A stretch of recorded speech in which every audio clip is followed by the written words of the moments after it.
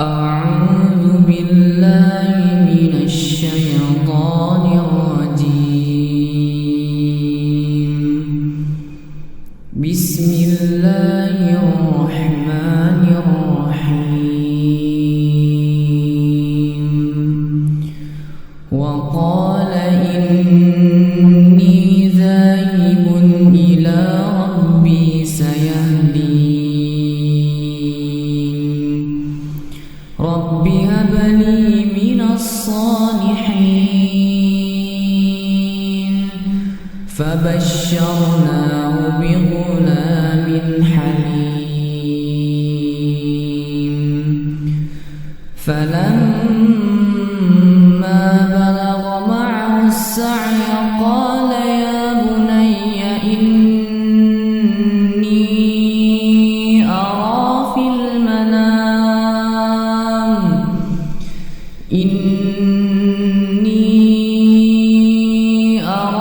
المنام أني أذبحك فانظر ماذا ترى. قال يا أبت افعل ما تؤمر ستجدني إن شاء الله من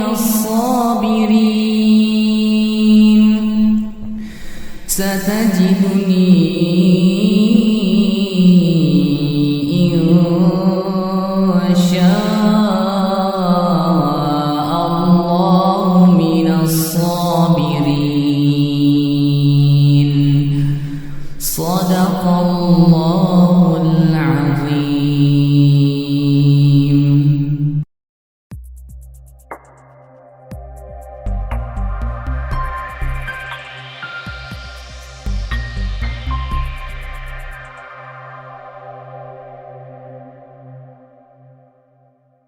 Assalamualaikum warahmatullahi wabarakatuh.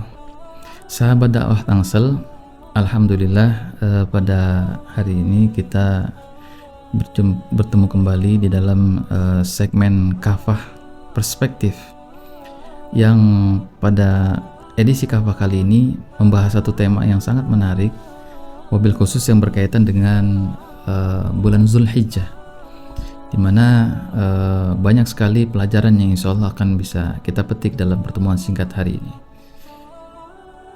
Bahwasanya Zulhijjah itu adalah satu di antara 4 bulan haram yang Allah Subhanahu wa Ta'ala jelaskan di dalam Al-Quran, yakni surah At-Taubah, surah yang ke-9 ayat 36, di mana Allah menjelaskan bahwasanya jumlah bilangan bulan di dalam Al-Quran, di dalam Islam itu ada 12, dan 4 diantaranya adalah bulan haram. Ini bulan Syawal, bulan Zulhijjah, bulan Zulqa'dah, bulan Zulhijjah, dan bulan Rajab.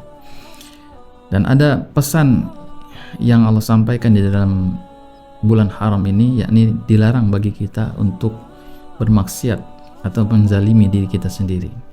Karena itu mudah-mudahan di bulan Zulhijjah ini kita betul-betul bisa menjaga diri kita dari segala bentuk perbuatan maksiat. Ada 2 peristiwa yang menarik untuk kita bisa ambil pelajaran berkaitan dengan bulan Zulhijjah ini. Bahwasanya hari ini kaum muslimin tengah berkumpul di Makkah untuk melaksanakan ibadah haji. Zulhijjah disebut juga bulan haji karena memang di dalamnya ada syariat Allah Subhanahu wa Ta'ala yang memerintahkan untuk melaksanakan ibadah haji. Jutaan kaum muslimin dari berbagai penjuru dunia, mereka mengagungkan kalimat Allah, mereka mengucapkan kalimat-kalimat talbiyah, labaik Allahumma labaik. Satu kalimat yang menunjukkan pengagungan mereka terhadap seruan Allah Subhanahu wa Ta'ala. Pada hakikatnya mereka adalah tamu-tamu Allah Subhanahu wa Ta'ala yang memenuhi seruan Allah, memenuhi panggilan Allah. Di dalam satu sabdanya Rasulullah bersabda, riwayat Ibnu Majah, bahwasanya jamaah haji dan jamaah umrah itu adalah tamu-tamu Allah. Ketika Allah memanggil mereka, mereka pun menyambut panggilan Allah. Ketika mereka memohon kepada Allah, Allah pun mengabulkan semua permohonan mereka. Singkat kata, pelaksanaan ibadah haji adalah pelaksanaan ibadah ritual yang di dalamnya ada unsur keimanan, di dalamnya ada unsur persatuan, di dalamnya juga bahkan ada unsur syiar keagungan Islam, dan banyak sekali yang bisa nanti kita ambil pelajarannya. Di bulan Zulhijjah juga kita diingatkan dengan satu peristiwa pengorbanan Nabi Ibrahim alaihissalam yang sangat agung sekali. Bagaimana tidak? Karena ini adalah satu kisah yang tidak pernah ditemukan dalam kisah para nabi maupun kisah-kisah kaum muslimin yang berlangsung sepanjang sejarah. Kita bisa ambil pelajaran yang berharga dari dua peristiwa ini, peristiwa haji dan peristiwa pengorbanan Nabi Ibrahim dan Ismail. Apa yang bisa kita petik? Pertama, berkaitan dengan pelaksanaan ibadah haji, bahwa di sana ada lambang persatuan umat Islam. Mereka wukuf di tempat yang sama. Mereka berzikir kepada Allah Tuhan yang sama. Mereka melaksanakan sholat menghadap kiblat yang sama. Mereka mengucapkan kalimat-kalimat yang sama. Dan mereka melaksanakan rukun-rukun yang sama. Sehingga jadilah mereka persatuan umat yang begitu indah, yang bisa kita saksikan. Bagi yang tidak berangkat, kita bisa saksikan di televisi bagaimana mereka begitu khusyuk. Dan ini tentunya adalah satu sikap yang didorong karena keimanan yang sempurna bagi seorang muslim. Mereka betul-betul khusyuk di dalam melaksanakan perintah Allah. Mereka rela mengorbankan harta mereka, tenaga mereka untuk bisa menunaikan berbagai macam rukun-rukun yang ada di dalam pelaksanaan ibadah haji. Tentu mereka tidak akan meninggalkan satupun rukun dalam pelaksanaan ibadah haji itu, karena mereka khawatir tidak akan menjadi haji yang mabrur atau haji mereka jadi haji yang tertolak. Begitu juga jamaah umroh dan lain sebagainya. Nah, ini adalah satu sikap yang ideal bagi seorang muslim. Mereka betul-betul menunjukkan kepatuhan secara total kepada Allah, menunjukkan pengagungan yang sangat tinggi kepada Allah Subhanahu wa taala. Kemudian tentang pengorbanan Nabi Ibrahim alaihissalam terhadap putranya, yang kita bisa ambil juga pelajaran bahwasanya bagi Nabi Ibrahim alaihissalam, putranya yang sangat dinanti-nantikan itu adalah harta yang paling berharga bagi beliau. Begitu juga sebaliknya bagi Ismail, nyawanya adalah sesuatu yang paling berharga baginya. Tetapi kecintaan keduanya kepada Allah Subhanahu wa taala lebih tinggi daripada kecintaan terhadap nyawanya, terhadap hartanya, terhadap anaknya, keluarganya dan lain sebagainya. Mereka lebih mengedepankan kecintaan kepada Allah dibandingkan kecintaan kepada selain Allah Subhanahu wa taala. Dan pengorbanan ini adalah pengorbanan yang sangat besar. Bahwasanya Allah menjelaskan di dalam Al-Qur'an tentang kisah keduanya, yakni Allah Subhanahu wa taala berfirman di dalam Al-Quran surah As-Saffat ayat 102. A'udzu billahi minasyaitonir rajim. Bismillahirrahmanirrahim. Falamma balagha ma'ahu sa'ya qala ya bunayya inni ara fi manami anni asbahuka fanzur madza tara.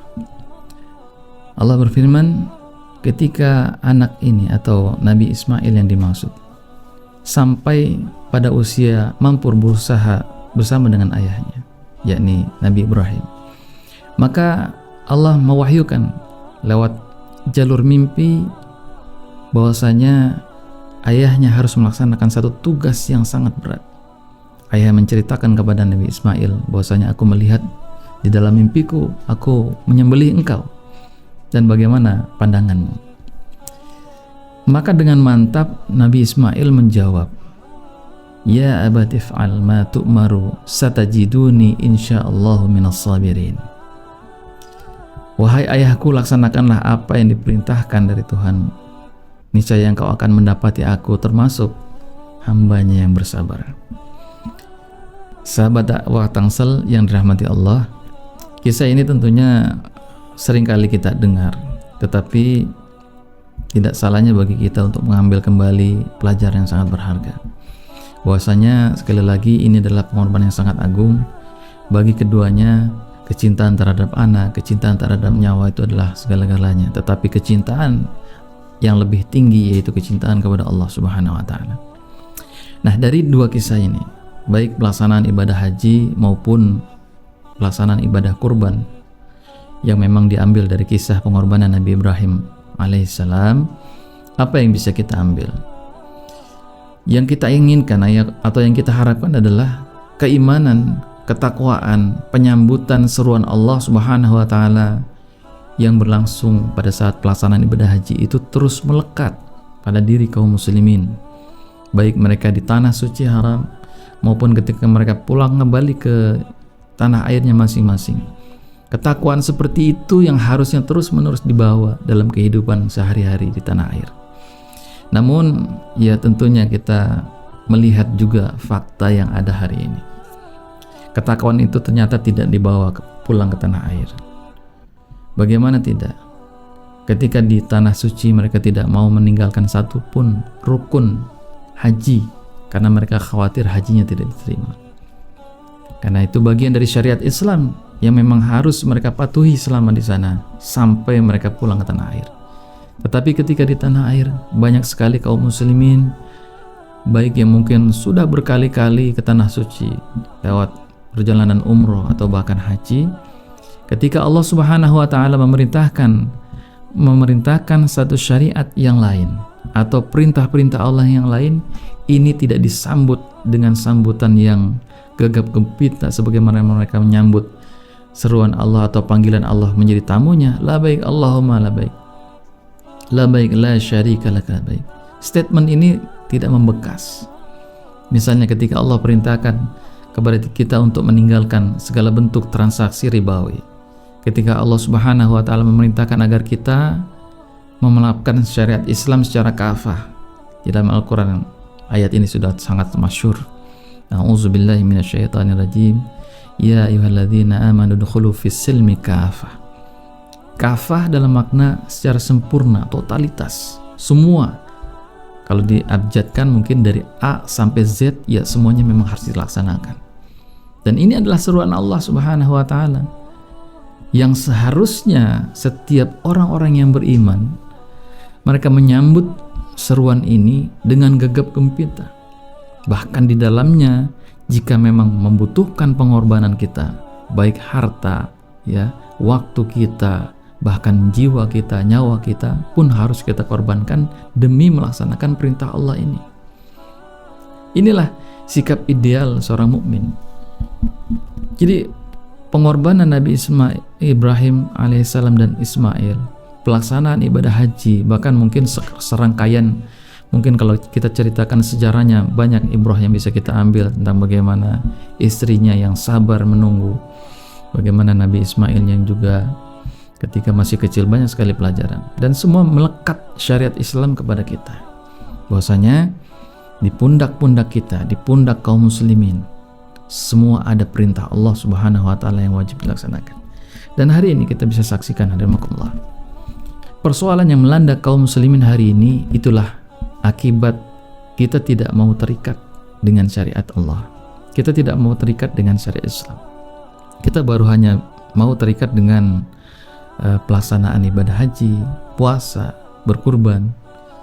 Sementara pelaksanaan ibadah-ibadah yang lain atau pelaksanaan syariat yang lain yang berkaitan dengan hubungan masyarakat, muamalah, uqubat, berkaitan dengan sanksi-sanksi, berkaitan dengan korupsi misalnya, atau merebaknya aliran-aliran sesat seperti hari ini, dan berbagai macam persoalan yang dihadapi oleh negeri ini, itu Allah Subhanahu wa taala jelaskan di dalam Al-Qur'an. Ini adalah buah dari kita berpaling dari peringat Allah Subhanahu wa taala. Di dalam Al-Qur'an surah Thaha misalnya ayat 124. A'udzubillahi minasyaitonirrajim. Wa man a'rada an dzikri fa inna lahu ma'isyatan dhanka. Ini ayat yang sangat tegas sekali. Barang siapa yang berpaling dari peringatanku, dan mufasir mayoritas mengatakan an dzikri di sini adalah Al-Qur'an atau Islam itu sendiri syariatnya, maka baginya penghidupan yang sempit. Penghidupan yang sempit seperti itulah yang dirasakan hari ini oleh kita. Kita sebagai muslim tidak punya pilihan. Dalam arti pilihan kita hanya satu, yaitu sami'na wa ata'na.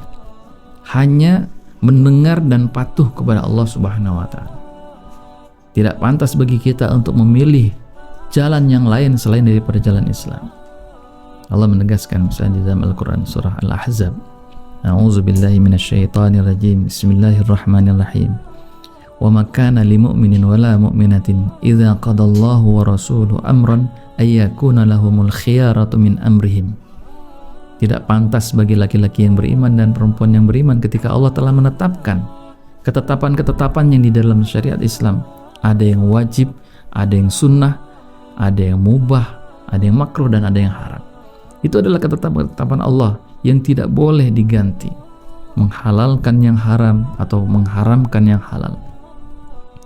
Hari ini kita cukup miris, umat Islam, walaupun mudah-mudahan tidak semuanya seperti ini, ada mereka yang masih belum bisa melaksanakan ajaran Islam. Ada mereka yang kemudian berusaha tertatih-tatih berusaha melaksanakan Islam. Tapi yang miris adalah ada umat Islam yang tidak suka penerapan syariat Islam secara kafah. Mereka cenderung bahkan menghalang-halangi dakwah Islam. Untuk yang terakhir ini, tentu itu juga menjadi tantangan tersendiri bagi para pengemban dakwah, bagi umat Islam yang telah memiliki kesadaran untuk kembali kepada aturan-aturan Allah Subhanahu wa taala. Oleh karena itu, rahimakumullah, pelajaran yang berharga dari dua kisah ini saya ingin sampaikan kepada seluruh sahabat dakwah Tangsel. Inilah PR besar umat Islam, bahwa kita harus terikat dengan perintah dan larangan Allah. Kita tidak hanya sekedar menyambut gegap gempita satu syariat kemudian mengabaikan syariat yang lain. Kita tidak hanya sekedar bersemangat mengorbankan harta kita bahkan tenaga kita untuk satu pelaksanaan ibadah yang membutuhkan bahkan ratusan juta, puluhan juta seperti haji. Ya, kita tidak hanya semangat di satu sisi, tapi kita juga pulang di tanah air kita pun penuh semangat untuk menolong agama Allah, menjadi bagian dari orang-orang yang bersegera melaksanakan perintah Allah Subhanahu wa taala. Bahkan ikut andil dalam perjuangan menerapkan aturan-aturan Allah secara kafah. Untuk itulah channel Perspektif Kafah hadir di tengah-tengah sahabat Tangsel setiap minggunya untuk terus-menerus memberikan inspirasi, membuka cakrawala berpikir kita, kemudian mengkaitkan setiap peristiwa mingguan yang terjadi dan bagaimana sikap kita sebagai seorang muslim menghadapi peristiwa-peristiwa yang terjadi. Semua adalah dalam perspektif Islam secara kafah. Mudah-mudahan apa yang saya sampaikan pada kali ini bisa difahami oleh kita semuanya dan tentunya memberikan inspirasi kita untuk terus bersemangat mengambil bagian penting dalam upaya perubahan untuk negeri kita, untuk agama kita, untuk dunia dan akhirat kita. Demikian, mudah-mudahan bermanfaat. Assalamualaikum warahmatullahi wabarakatuh.